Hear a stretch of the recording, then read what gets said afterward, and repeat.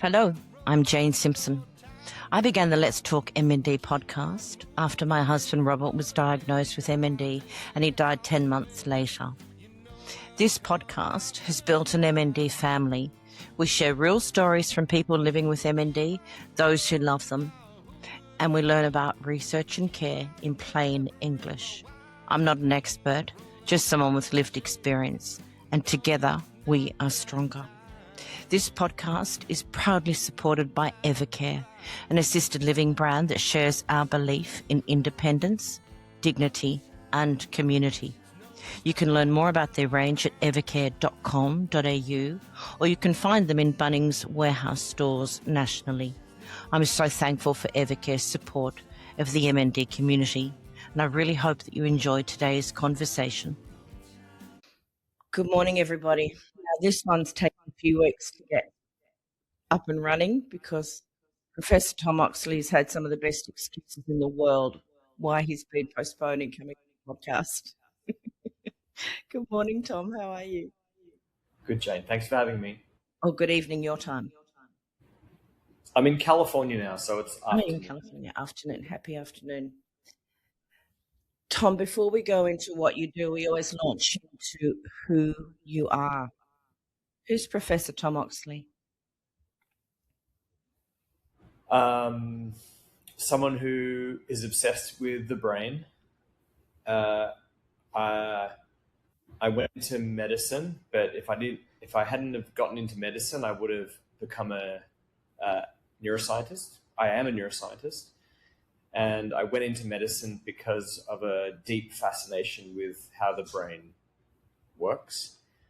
And then I went into medicine and I started in neurosurgery, but I wanted to go back to more fundamentals of how the brain works. So I started neurology and I learnt a lot about brain disease, about how people are affected by brain disease. I looked after a lot of people with brain disease. And so I think I felt that it could be a life well lived if I made a contribution to understanding of the brain and potentially treatment of brain conditions. Did you do that study only in Australia or in the world? I would say like the formative periods of my life where I became deeply interested in the brain was in Melbourne, where I went to school in Melbourne. I went to university at Monash, into medical school at Monash, straight out of school. And I then did my neurology training in Melbourne at the Alfred Hospital and Royal Melbourne Hospitals. And then I eventually moved to New York because I wanted to learn how to do this new technique of treating conditions in the brain using blood vessels. And to do that, I had to leave Australia and I went to New York to learn how to do that. And Okay. Yeah. Do you miss us? I miss my family. I miss my friends. But I will say America has afforded, it's such a cliche to say like the opportunity, but it really was that journey for me. I landed in New York. I went to do a medical fellowship and all of a sudden these opportunities kept laying down. If I'd stayed in Australia, I think I would have quite possibly not become an entrepreneur and started a company. I would have remained an academic and continued doing science. And that would have been I would have loved it. But I went to the US and it was like, oh, you can, if you really want to turn that idea from just a research question and doing research to answer fundamental questions and turn it into something that can be offered to people as a product, you have to start a company. And that I wanted to do that in Australia. I tried to, like I was doing my early research. I had the idea of what's become now Synchron in Australia, but there was not the kind of entrepreneurial spirit and economy and environment in Australia. So I feel like what has happened only could have happened had I have gone to the US and particularly New York. There's been a very New York sort of story to the major things that have let us get to where we are have happened because of New York connections. So remember, we're talking to people who in many instances mightn't understand what Synchron is and what BCI is. So could you start us off with your idea of Synchron and what is BCI? Yeah, I think I'd actually like to start with a story that happened to me as a actually it was my first month of training as a training neurologist. Yep. And it was an experience I had that I think made me realize why BCI could become such an important technology for people. What is BCI? I'm sorry. BCI is a brain-computer interface. So let me frame the story, and then I'll explain how it works. But I was in the Royal Melbourne Hospital. I was doing my first rotation, learning how to be a neurologist, and I was on the stroke unit. I actually had worked in an MND unit at Bethlehem Hospital the year before this, and so I'd already I spent 3 months working with people who have MND and physicians and nurses who look after people with MND. So I had that perspective, but I hadn't really heard or figured out what a brain-computer interface was. And as a couple of years went on, and then I was on a stroke rotation, and I looked after a young gentleman, he was in his 40s, who had a stroke that resulted in him having locked-in syndrome. And so locked-in syndrome can be caused by a range of neurological conditions. In stroke, it happens if the stroke damages the lower part of the brain stem that carries your motor fibers out. So motor neuron disease is obviously disease of the entire motor neuron tract, sometimes affecting some portions more than others. But in stroke, it's a one hit on a particular area in the brainstem, and your body, you can't move the rest of your body. So you go from normal to locked in an instant. And this particular guy who had it was in his 40s. He had a family. He had 3 kids, and he suddenly was flipped into this completely different world. And the thing that struck me was he only had horizontal eye movements. Yeah. And I'm sure many of your viewers are in that similar situation where they're communicating through eye movements. He immediately went from that to horizontal eye movements, but the rest of his brain was okay. He was still everything else was working. Same with MND. You're still thinking. You're still feeling. You're still emoting. You're reflecting. You're thinking. You're processing. But you can't get it out. And within the space of one day, so within over 2 days, he had an immediate conversation with the stroke team, told him there's no therapy at all. This is your new normal. Do you want to live like this? Mm-hmm. And he communicated with his family and decided no. And so my immediate reaction in the time was, how is there no treatment or therapy that just because your motor system is broken that you can't engage with the rest of your brain? And so that was a major moment for me where I was like, this doesn't make sense. Like, how could it be that there's only one mechanism for you to express your existence through this thing called the motor system?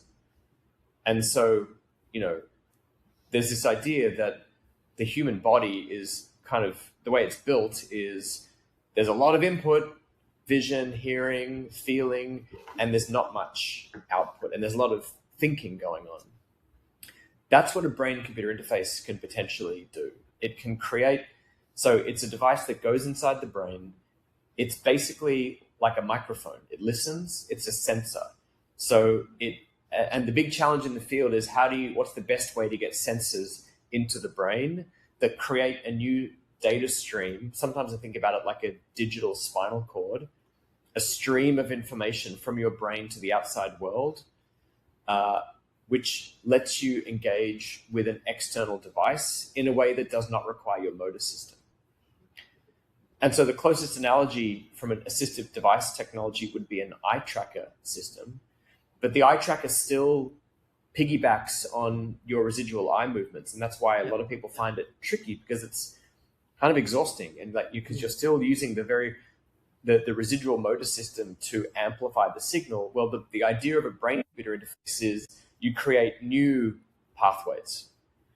And so the field of BCI is starting in the motor domain, but I think eventually where it goes will be in the emotional domain, the speech domain, the hearing domain, attentional domain, probably navigation domain. The brain does all these things. Now we're not, it's still very early days. And the reason the field is moving so slowly is that it requires a brain implant. So there's a range of different ways to do brain implants, but my idea from the very beginning was, and why I went to New York to learn how to do this new surgical technique, is because this new field was emerging over the last 10 years in neurology, which is called neurointervention. And it's the idea that you can put a catheter in through your neck into the jugular vein and use a kind of a back door, like a little hole in the base of the skull that goes up into the brain. And then you can deploy or deliver electrodes or sensors that can listen to the brain.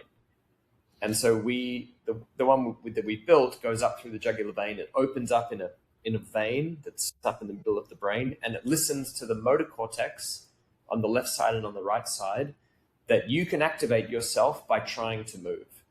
Mine will be activated right now because I'm moving my hands, I'm talking. If I move my legs, it'll activate in different regions. And the algorithms capture that movement and basically convert it into moving a mouse across the screen. So the vision is for motor BCIs, or motor brain-computer interfaces, that you're able to restore control of digital devices without having to touch anything. And I'm kind of rambling here, Jane, so just feel free to interrupt me. But one thing I've learned from speaking to a lot of people who are living with motor neurone disease and dealing with assistive devices, what seems to me to be the number one problem for people is continuity of connection. And there are breakdowns in either calibration or positioning, or moving a button or recalibrating the eye control. And so if you lose continuity, you have to wait until someone comes in to reposition, reconnect, recalibrate, turn it back on. It's not even that. It's just if the sun comes in at a wrong angle and you can't see the screen anymore. Are you talking about for eye gaze? For eye gaze, but also for buttons, for anything that requires a physical positioning or like to turn on a system. What we're trying to build at Synchron is a system that provides 24/7 continuity of digital control. So we'll talk about how that happens in a second. So therefore it's promoting independence in the person with MND. It's giving the carer a bit of a break too, because they don't have to stand there 24/7 next to their person helping. There's a whole lot of benefits to it. So if you have the implant in your brain, how can then you connect digitally to your home to make things work? Yeah. Our view on that is we're not going to build everything from the ground up. So we actually started trying to work with Microsoft products, because the Tobii system, the Tobii eye gaze originally was implemented by Microsoft and Intel. And when they first built it, they had to build a very novel Bluetooth so that it could work with a Microsoft system, which is now inbuilt with the Microsoft products. They're now on Apple, but we've now, I guess where I'm going with this is you have to kind of choose a platform which to work within as a starting point. And we chose Apple. So the answer to your question is the goal is we're trying to come up with a easy to use, simple, continuous navigate and select that works on Apple products. And in particular, one that you can wake up and turn on the system without having to have anyone come to the room. So take it back to tours. Once you have the implant, what does it enable you to do, for instance? Turn on your MacBook, open an app, push the mouse cursor around the screen, and navigate through the app. So messaging would be a major goal that we have. How can we help people, in particular, communicate their care needs at any moment of the day completely independently? Another thing, the way we're thinking about it is, because there are things that people can do with a digital device, and they're not all equal. Playing games is less kind of, let's say, clinically relevant than reporting your healthcare needs. So we're focusing on use cases, in particular on communication, that enable users to take part in their care, take part in their healthcare communication, and feel like they are not unable at any point to express their needs. That's probably being talked about. Yeah. I have seen a video though where the house is connected, and the guy on your trial, Rodney, Yeah. he can feed the dog, he can turn on light, he can turn on his music. So that was made possible because in that instance, Rodney had a Apple Vision Pro, and his eyes were still working. He didn't have upper limb movement, so he could. To use the Vision Pro, you have to be able to do gestures with your hands. Yeah. So we replaced the gestures with the hands with brain-derived gestures, and he used his eyes to look around the room. And then we plugged into that an NVIDIA system called Holoscan, and it basically is scanning the room. So he would look at something like the fan or the dog feeder or any device that was Bluetooth connected, and then he'd use the BCI to basically give it a command. So the Apple Vision Pro is quite heavy. It's very expensive. And I think where the world is going to be more widespread, easy-to-use glasses. And I think there's going to be a very natural combination of the use of glasses, because a lot of people still have preserved eye movement or neck movement. So we're trying to come up with a range of different options that enable different people that are on different spectrums of disease to improve themselves. But you mentioned independence. I think we're thinking about it. How can you do your tasks of daily living more independently? How can you independently make more decisions? And how can you express yourself more independently? They're the kind of metrics we're trying to use different devices for. Well, with this shite of a disease, the benefit to that is extraordinary. You've been running trials around the world, Canada, America, and here. What state are you up to with that at the moment? In Australia, we have Melbourne open. We are on the cusp of having Sydney approved. We're working on Brisbane, and we're looking towards Adelaide and Perth. Oh, great. And how many in Australia are looking at this trial?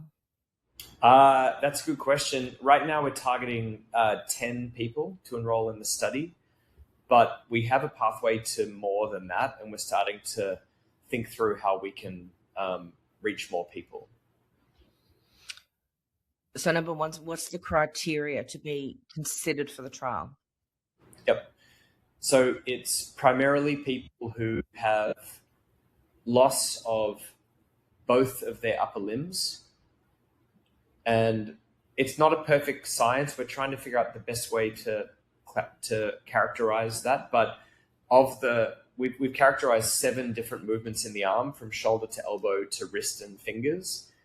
And right now it says you have to have 5 of those 7 movements in both left and right arm worse than gravity. Okay. And then speech is not a factor. It doesn't matter what your eyes can do. It doesn't matter what speech can do. Or you need to be able to read a screen, because you'll be looking at a screen. Cognition has to be good. and that's about it. We don't do open brain surgery, which is what other approaches do, so it's less invasive. And there is a need for, because we go in the blood vessels, we want to stop blood clotting, so there's a need to go onto blood thinning medicines once the device is in. Do you do it with GA or just a local? We do it with a GA. And so that's, you would have to take into consideration the person with MND and whether they can undergo GA. Yep, that is a factor.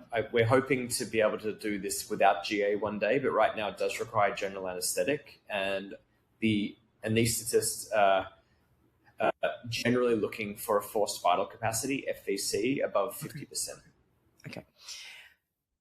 It would also require these people to have a thirst for knowledge, and I'm assuming for their family or supporters around them to want to know how to use this properly and to help in the training. Yep, critical. Yeah, it matters a lot. So the people that we're looking for are curious, like technology. It's definitely still early. Like the way that the training happens, the way that you activate your brain is still different amongst different people. We're trying to build something that's easy for everyone to use. And so we're practicing with a lot of different types of techniques. We have both neuroscientists and field BCI specialists who would come into patients' homes several days a week, as much as the patients can tolerate, really. And we really become very close with all of the people that we work with, and it's definitely still early days, and we're hoping that over the next couple of years we're going from, say, 10 or 20 people to, say, 50 to 100 to 300 over the course of the next couple of years. And over that period, we think we will have what we think is the right amount for the first commercial approval. And if that works, we think this could be the start of something really amazing for millions of people who are suffering around the world for this condition. So we are finding that the people who joined the study, the ones who are feel like that they're part of a movement, are the ones who are doing the best. And it's interesting because we've had people who, I think we understand that for people who are facing the diagnosis and staring down that diagnosis and knowing what it means, that feeling like they're a part of something that's quite new and different. And we don't know where it's going to go, but it has the potential to have a big impact. And I think when you start looking in and reading about BCI, you realize it kind of exists in pop culture. It exists in science fiction. It's been written about for decades. And there's definitely dystopic narratives around where the popular culture think the technology is going. But the reality is, like, the people who need this, it's something pretty different. And it's, when people understand how it's working, it's the idea that you could be activating the device inside your brain just by thinking is a real kind of moment. And that so we're learning together, we're on a journey together, and it's exciting.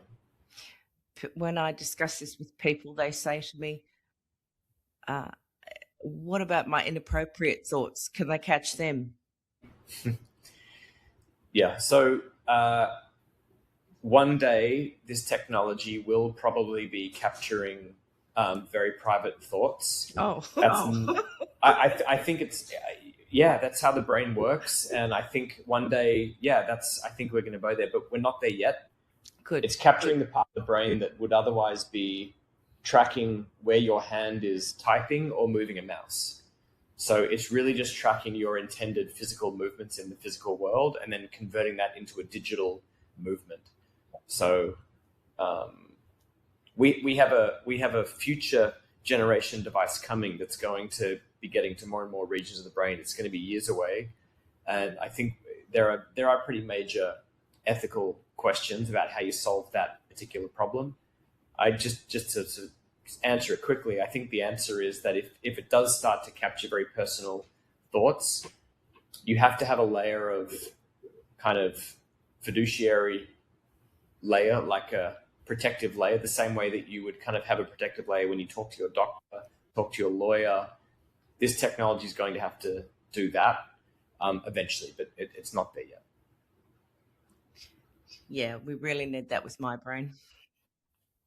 You don't want to hear what I'm thinking about some people. Now, often with trials, the criteria is that you have to be early in the disease, 2 years. Are you imposing those? That's not the case without. I've noticed that our patients are often beyond the drug trials for ALS. Good. So, however, we do have a requirement to have a life expectancy greater than 12 months, and that's on the assessment of the physician. Okay, that's fair enough. How are you recruiting in Australia? How are we? We have a community platform. So if you go to our website, there are links that learn about our clinical trials, and it'll take you to a platform where anyone can register interest. We're getting a huge amount of interest in people just jumping onto the website and telling us who they are and that they're interested in. Once we do that, there'll be a call center that would give the people who have registered interest a call, asking them if they meet, the criteria. And then if that goes well, they would get sent to the clinical site, which is the Royal Melbourne Hospital. And Dr. Thanuja is the MND doctor at Royal Melbourne. Her team would then give you a call. So that would be the process. But also we have a referral network now from Northern Health, from Barwon Health, from Bethlehem. So if you just were to ask your MND doctor about it, hopefully they would know about how to make the referral into the study. I was with Thanuja the other day. Did she do an implant last week or the week before? We did. We just did the first implant at Royal Melbourne a week before last. And that went well? It went well. Well, you're not going to tell me if it didn't. Well, we've been we would. I mean, the only safety issues we've had to date have been because it goes in the neck up into the brain and the blood vessel opens up, and then it gets plugged into a device that sits under the skin in the chest, which looks like a pacemaker. Little box. Yeah, like a pacemaker box. And in we've done 13 implants now. In 2 of our patients, one at 6 months had the wound erode over the wound. And it's because there was a lot of pressure on the wound. So I think we've learned a lot about how to do transfers that doesn't impact the pocket healing. And that particular patient had chronic wound healing issues with diabetes. So that's okay, but we just have to manage that. And another patient, it kept opening and we had to move it to a different spot. But we haven't had any issues in the brain, any blood clotting. And we have reported all of that. If you go onto our website, we have lots and lots of research papers around what we do and what all of our results are. I was just joking. I wasn't offending you. Well, it's a brain implant, so it's obviously a serious concern. Just going back a step, how long are you trained for? So how often do the people come into the home and train you? For what period of time? It's ongoing. So as much as the people who are in the study can tolerate, we will be coming to work with you. We'll be trying different training techniques. We'll be trying to improve the system. We'll be rolling out new software features all the time. So it would be ongoing. So the actual study is for 12 months. Yep. It's a lifelong. We're with you forever as long as you can tolerate us, basically. And there's no cost to the participant, is there? Yep. How long, once you've applied and you've had the phone calls and you might be on the short list, how long then is that assessment time? That's a good question. we've been looking at this. It's I don't know. I think it's days. It's days, a few days to hopefully not longer than a week, and it's kind of up to the pace with which Dr. Thanuja and her team can get through. They're calling about, I think, 4 to 5 people per week at the moment. So it kind of depends on how. Right now, we're getting through. So I hopefully not more than a week.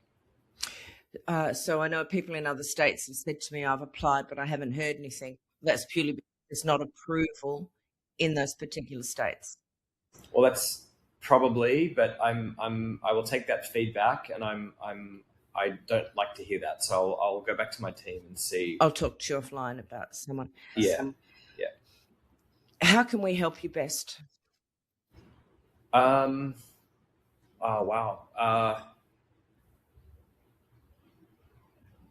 I think just keeping a conversation going. I think people are scared about BCIs. I think just talking about the technology and making sure people understand what it's trying to do is the most important thing. Do you see in the world one day where you can use this technology to actually make people move their limbs? So to make it move limbs, you would have to send the signal back and either trigger the muscles to move or replace the muscles with a prosthetic limb, like a robotic limb. Okay. To reanimate the muscles in the limb, there are some techniques. There's called functional electrical stimulation, FES, and there has been some techniques, but it kind of makes quite gross movements. In general, I think it's going to take some time. I think the first wave of the BCI technology is just going to get a stable way to do navigate and click and then have that on a standard Bluetooth easy platform to use. Once we've created that, I think there's going to be secondary applications, including, companies that start building prosthetic limbs or electrical stimulation, but we're really focused up on the control side, on the brain side. I think it's coming, but I wouldn't hold your breath. It's still going to take some time. I'm just thinking of people who have traumatic brain injuries, like paraplegia and down the track. Yeah, there are exoskeletons, there are prosthetic limbs, there's FES. I'd say those things exist, but they don't really exist commercially. They exist in the academic research domain. I think once BCI becomes more mainstream, then there's going to be this sort of space for people to start building new things that it can control. I think it'll come, but it's going to take some time. Well, frankly, I think what you're doing now is absolutely mind-blowing. It's extraordinary, it's exciting, it's brave, and it can really change the lives of people now. So I thank you. Thank you, Jane. Thank you for having me on. Oh, it's a joy. I look forward to seeing you again soon and your team, and I'll put the Synchron web link on so people can apply if they want. Awesome. And I really look forward to watching the progress because it is so exciting. Thank you, Jane. Thank you very much for having me. It's a pleasure, Tom. If you'd like to get in touch, you can message me on the Let's Talk MND Facebook or Instagram pages, or Let's Talk MND5@gmail.com. The information on this podcast is not medical advice. And the music you hear is by a much-loved member of our family, John Hanley. Once again, thanks to Evercare for sponsoring this podcast and supporting Let's Talk MND. Their commitment to care and community helps make meaningful conversations like today's possible.